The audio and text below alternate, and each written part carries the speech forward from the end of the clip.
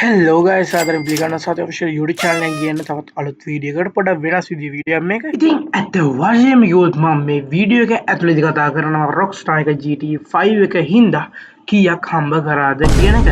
ඇත්ත වශයෙන්ම කිව්වොත් මම මේ වීඩියෝ එකේ ඇතුළේදී ගේම් තුනක් ගැන කතා කරනවා. එක ගේම් එකක් තමයි GTA Vice City එකම. දෙවෙනි ගේම් එක තමයි GTA San Andreas ඒ වගේම GTA 5.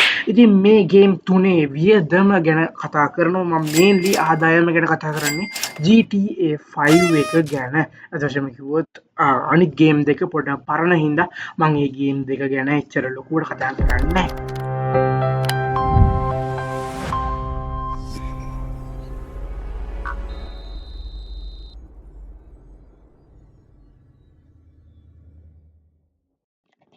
ඕකේ ගයිස් අතවශයෙන්ම GTA 5 එහෙම නැත්නම් GTA 6 එන්න තියෙන එක.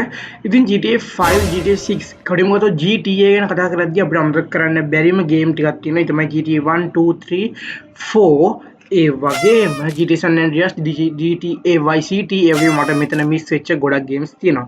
කොටින්ම ගත්තොත් Rockstar එකෙන් තමයි මේ ඔක්කොම ගේම්ස් රිලීස් කරන්නේ. ඉතින් ගේම් ෆෑන් කෙනෙක් නම් ගේම් උන්මාදයෙන් ඉන්න කෙනෙක් නම් අනිවාර්යෙන් මේක දැනගෙන ඉන්න ඕනේ. මට වැඩිය හොදට.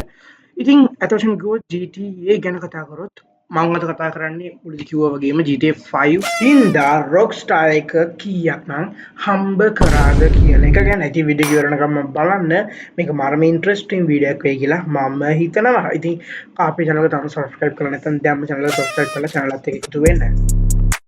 GTA Vice City කියන්නේ 2002 දී Rockstar සමාගමෙන් නිකුත් කරපු ගේම් එකක්. අනිවාර්යයෙන්ම දැනගෙන ඉන්න ඕනේ ගේම් උන්මාදයෙන් ඉන්න කෙනෙක් නම්. අතවශයෙන්ම කිව්වොත් මේකට ගිහිලා තියෙනවා ඇමරිකානු ඩොලර් මිලියන 5ක් විතර. ඒක ඒ කාලේ හැමෝම පිස්සු වට්ටපු ගේම් එකක් වුණා. ඒක අමුතුවෙන් කියන්න ඕනේ මේ වෙනකොටත් ඒක යම් තාක් දුරකට පොදු මට්ටමක තියෙනවා. බට් කම්පෙයාර් කරන්න බෑ දැන් තියෙන ගේම් එක. ඉතින් මිලියන 5ක් ඇමරිකානු ඩොලර් මිලියන 5ක් කියන්නේ මේ වෙනකොට ඉතාමත් පොඩි ගාණක්. බට් ඒ කාලේ හැටියට ඒ කියන්නේ 2002 හැටියට ඒක කොටිම ගත්තොත් ලොකුම ගාණක් ඇමරිකාවේ හැටියට. ඉතින් ඊට පස්සේ 2004 දී රිලීස් වුණා San Andreas GTA San Andreas ඒක රිලීස් කරේ Rockstar එකෙන්. ඇතවශයෙන්ම කිව්වොත් මේක ඇතුලේ දැවැන්ත මැප් එකක් සහ අලුත් ෆිල්ටර්ස් නිසා වියදම ඩොලර් මිලියන 10ක් දක්වා දෙගුණ වුණා.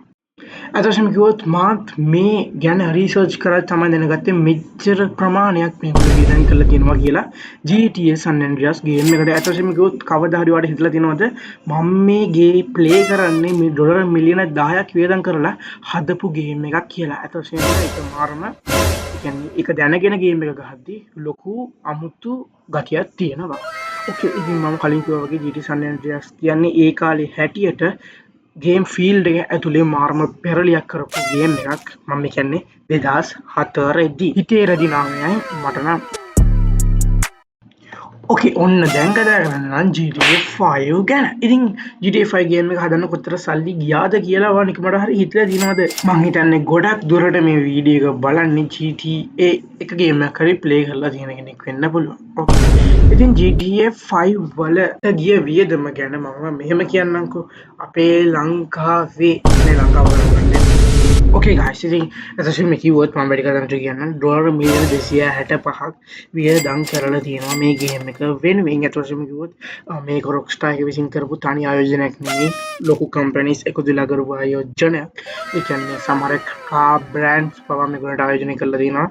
ඉතින් එහෙම ලොකු ඉන්වෙස්ට්මන්ට් එකක ප්‍රතිඵලයක් විදිහට තමයි ඔයගොල්ලන්ට මේ ගේම් එක එළියට ඇවිල්ලා දැනට අවුරුදු 10කටත් වඩා පරණයි. බට් මේ වෙනකොටත් ඔයා ප්ලේ කරනවා. ඒ කියන්නේ මේ වෙනකොටත් ඒකේ ජනප්‍රියතාවය ඒ විදිහටම තියෙනවා. ඒ මම කලින් කිව්වේ ඩොලර් මිලියන 265ක් කියන්නේ ලංකාව මුදලින් ගත්තොත් රුපියල් බිලියන 80කටත් වඩා වැඩි. ඔයාට ඇහුණා හරි රුපියල් බිලියන 80කටත් වඩා වැඩි කියලා තමයි අපිට සඳහන් වෙන්නේ.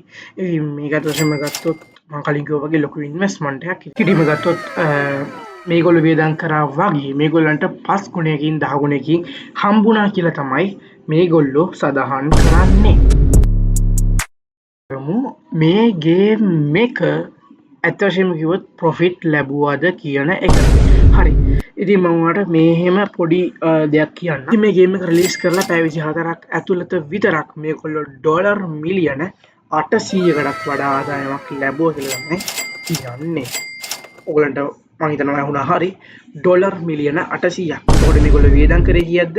ඩොලර් මිලියන 265ක්. මම හිතනවා ඔයගලන්ට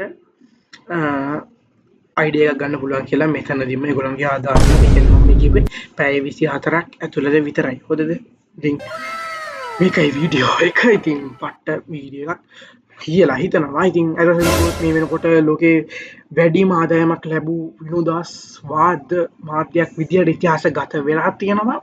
ඉතින් ඩොලර් මිලියන 265ක් වියදම් කරලා හදපු මේ ගේම් එක අදටත් අපි හැමෝම ආසාවෙන් සෙල්ලම් කරන මේක ඇතුලේ තියෙන සම ගුණාත්මක භාවය සහ ඒකේ තියෙන අමුතු වයිබ් එකත් එක්ක එන ඒක කියන්න බෑ. ඉතින් ගොඩක් ගේම්ස් GTA 5 එක හැපෙන්න රිලීස් කරා. බට් ඒවා තිබ්බේ මාසෙ දෙකයි ඒ ඔක්කොම ෆේල් වුණා.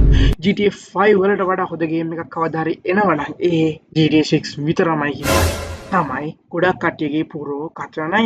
ඉතින් GTA 5 පරාද කරන්න පුළුවන් ගේම් එකක් තියෙනවා නම් මට ඒක හවුන්නේ නැත්නම් මට බලන්න කමෙන්ට් එකක් දාන්න. අදවශම කිව්වොත් මේක වෙනස් විදිහේ වීඩියෝ එකක් මගේ channel එකෙන් කියන මොකද මම ගොඩක් දුරට ගේන්නේ e-money සම්බන්ධයෙන් වීඩියෝස්. ඉතින් මම දානවා මේ වීඩියෝ එකට මොකද දෙයක් වෙයිද කියලා රීච් එක හොඳද හැදෙයිද කියලා. ඉතින් එහෙම වුණොත් අපි බලමු මොකද වෙන්නේ කියලා කැටගරි එක වෙනස් කරන්න වෙයිද කියලා. ඉතින් කොහොම හරි ඉතින් thank you මේ වීඩියෝ එක බැලුවා නම් අනිවාර්යයෙන්ම පල්ලෙහාන් කමෙන්ට් එකක් දාන්න මේ වගේ වීඩියෝස් ඕනේද එහෙම නැත්නම් එපාද කියලා. එහෙනම් අදට කියලා